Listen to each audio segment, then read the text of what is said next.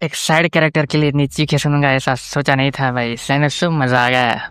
हाँ भाई, Demon Slayer Infinity Castle India में रिलीज हो चुकी है अब, और रिलीज होने के साथ ही रिकॉर्ड ब्रेक कर रही है मूवी। तो एनीमे मूवी की होने के बावजूद भी लोगों में इसका बहुत क्रेज है। 2 लाख प्लस बुकिंग चली गई है। इसके आर्ट स्टाइल और एनिमेशन की बात करें तो डेमन स्लेयर ने तो पहले ही पीक अचीव कर ली है, पर मूवी है तो उसमें तो ज्यादा ही इम्प्रूव किया है। मूवी देखते देखते बीच में तो मुझे लग रहा था ये तो रियल सीन है भाई, में ब्लास्ट हो रहे थे, फाइटिंग होती, मुझे तो रियल लग रही थी भाई। डेमन स्लेयर सीजन 4 का जो पीक क्लिप हैंगर था लास्ट का, उसके बाद सब इन्फिनिटी कासल में गिरते और हमारे हसीरास, डेमन स्लेयर कॉर्प्स सब अपर मून से लड़ेंगे, डेमन से लड़ेंगे और मुजान से लड़ेंगे। इस पर पहली मूवी आई और उसने अपनी पूरी एक्सपेक्टेशन पर पूरा खरा उतरी है मूवी। इसकी pacing, directing, emotions, build up, action, story telling मजा आ गया भाई देखने में। और इसकी हिंदी में वॉइस डबिंग बहुत बढ़िया करी है भाई। मुझे देख के ऐसा नहीं लगा कि कुछ भाई मिसिंग हो रहा है, कुछ लग रहा है भाई हिंदी डबिंग बढ़िया है। डेमन स्लेयर सीजन 4 के एंडिंग में जो साउंड ट्रैक और म्यूजिक दिखाया गया था वो आज भी पॉपुलर है। इस मूवी में जो साउंड ट्रैक और म्यूजिक दिखाया गया है वो भी बहुत अमेजिंग थे। तुम इसकी सीरीज देख के जाओगे तो तुम्हें मजे टोटली आने वाले हैं ये मूवी देख के। आगे वीडियो में स्पॉयलर्स हो सकते तो देखना तुम्हारी मर्जी। मूवी की जब स्टार्टिंग होती है तब उसके सिनेमैटिक शॉट आते हैं, तब भाई मुझे लग रहा था बस मैं यही देखता रहा हूँ।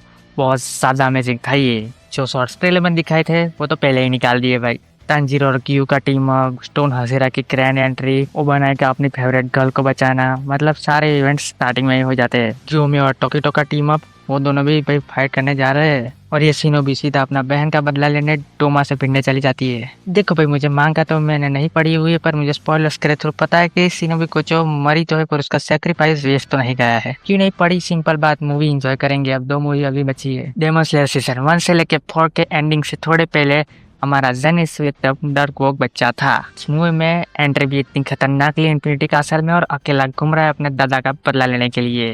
दादा ने सुसाइड कर लिया उसके सीनियर गायिका की वजह से।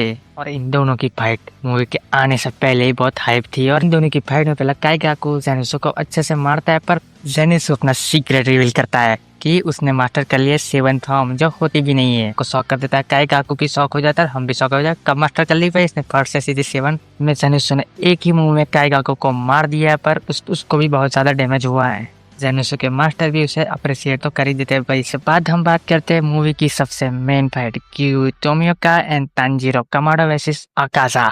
मेन कैरेक्टर के वर्ड्स की वजह से अकाजा को उसके पास के क्लिप्स याद आ रहा है भाई, की वजह से अकाजा के हाथों से तांजीरो पिला जाता है, पर क्यू बचा लेता है। क्यू भाई कितना खतरनाक फाइटिंग करता है अकाजा से, भाई मजा आ गया वो देख के। तो इन लोगों की फाइट चल रही है तो तुम्हें बस ऐसा लगता है कि बस ये फाइट देखता ही रहो। इतनी अभी सिग्निफिकेंट शॉट सबको लेकर ऊपर बोले अच्छा खर्चा किया है भाई, पूरा एनिमेशन पे झोंक दिया।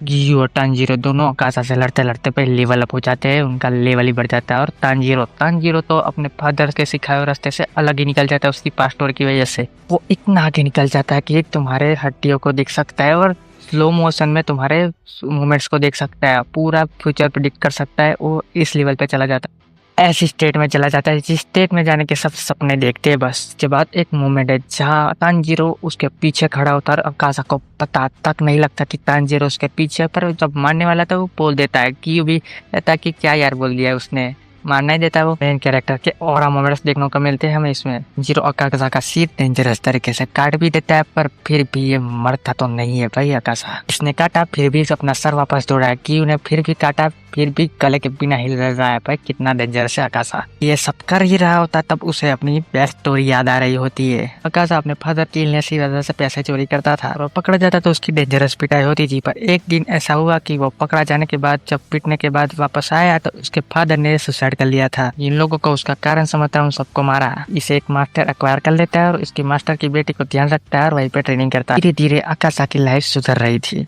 जब अकाजा 18 का हो जाता है तब उसे पता लगता है कि मास्टर की बेटी उसे प्यार करती है और मास्टर भी उसे अपना डोजो देने वाले हैं। ना सब कुछ अच्छा जा रहा है तो अकाजा खुश होता है और अपनी फादर की ग्रेव पे पानी चढ़ाने जाता है और उनको ये खुशखबरी देने जाता है। फिर वो घर जाता है तो घर जाते ही उसे पता लगता है कि उसकी मास्टर और उसकी होने वाली वाइफ मारे जा चुके हैं। काम करा था बाजू वाले डोजो ने। डोजो वाले इतने फट्टू थे कि उनसे फाइट नहीं कर सकते थे तो पानी में ही जहर मिला दिया अकासा जाता है उसका बदला लेने, सारे समुराइज को अपने हाथों से ही मार दिया, मतलब पूरा खत्म कर दिया। इससे मुजान इंप्रेस होकर उसे डीमन ही बना देता है जबरदस्ती, और इसके बाद उसकी मेमोरीज चली जाती है। अकासा को किसी डेमन स्लेयर ने या हसीरा ने नहीं मारा, उसने अपनी लव स्टोरी, अपनी बैक स्टोरी की वजह से खुद ही समर्पण कर दिया। अकासा का कोर था कि वो अपनों के लिए स्ट्रॉन्गेस्ट बनना चाहता था, पर वो एक अलग ही रास्ते पे निकल गया। अकासा भाई अपने इसी वजह से अपने डेमन फॉर्म में भी वो अपने कोर को रखता है कि स्ट्रॉन्गेस्ट तो स्ट्रॉन्गेस्ट ही बनना है भाई, मुझे वीकलिंग नहीं बनना। पर उसकी फाइट होती है हमारे तांजीरो से, तो तांजीरो का रिसेम्बलेंस होता है सीधा उसके मास्टर से। तभी अकासा को रियलाइज होता है कि वो अपने बर्डन से अब छूट सकता है, कि अपने पापा को बचाना है, अपने मास्टर को बचाना है और अपनी होने वाली वाइफ को बचाना है। तीनों आके उसे समझाते हैं, तब वो अपना हार मान लेता है भाई। अकासा अपनी वाइफ के सामने रोता है तो प्रॉपर फील आता है कि भाई हाँ भाई क्या हुआ है अकासा के पास्ट में और अभी क्या हो रहा है। ये हमें इमोशन तो फील हो ही जाते हैं। देखो भाई मैंने मांगा नहीं पढ़ी थी तो मुझे ये सब होने वाला ये पता नहीं था, तो मुझे प्रॉपर इमोशन फील होता है कि भाई मुझे तो सही में मजा आ गया। विलन के लिए भाई चीखे हुए भाई। मूवी का जो मेन पार्ट था उस तो सबसे ज्यादा अमेजिंग गया है। अकासा की बैक स्टोरी नहीं होती तो ये नहीं हरा पाते लोग, सिंपल बात, वो रीजनरेट कर ही देता। डेमन स्लेयर की सीरीज हमने देखी है तो हमें पता है कि डेमन्स की बैक स्टोरी उसके मरने के बाद थोड़ी बताते हैं, पर इस मूवी में उसे एक प्लॉट पॉइंट यूज किया, बहुत अच्छा लगा ये देख। चीज तुम्हें हिट करती है भाई उनकी बैक स्टोरी की, कैसे बने वो डेमन्स सब कुछ। ये डोमा की बैक स्टोरी तो गजब ही थी भाई। वो रईस था, इसकी वजह से सब लोग उसे प्रे करते थे और सब लोग उसे प्रे करते थे कि मुझे स्वर्ग में ही भेज दो, और डोमा उस दिन से सबको बुद्धू मानता था। ये लोग मुझसे बड़े, उन लोगों को पता ही नहीं कि ये सारी चीजें एग्जिस्ट नहीं करती। वैसे डोमा उनकी सफरिंग्स खत्म करने के लिए उन सबको मार ही देता है कि भाई यही आइडिया है मेरे पास। तो उसकी मेंटालिटी की वजह से वो खुद को सही मानता था। इसी के साथ वीडियो खत्म करते हैं। और ये मूवी प्योर सिनेमा है। तुम इसकी सीरीज देखी हो, सबको देखा, उसके बाद देखने जाओ तो तुम्हें प्योर सिनेमा दिखेगा। बैक स्टोरी, एक्शन है, सब कुछ है, तुम्हें सब कुछ अच्छे से देखने को मिलेगा। और इसका एनिमेशन का लेवल तो भाई पोर्टेबल ने बहुत हाई कर ही रखा है। तो ये मूवी जरूर देखने जाओ भाई, देखने में मजा आया। चलते हैं नेक्स्ट वीडियो में।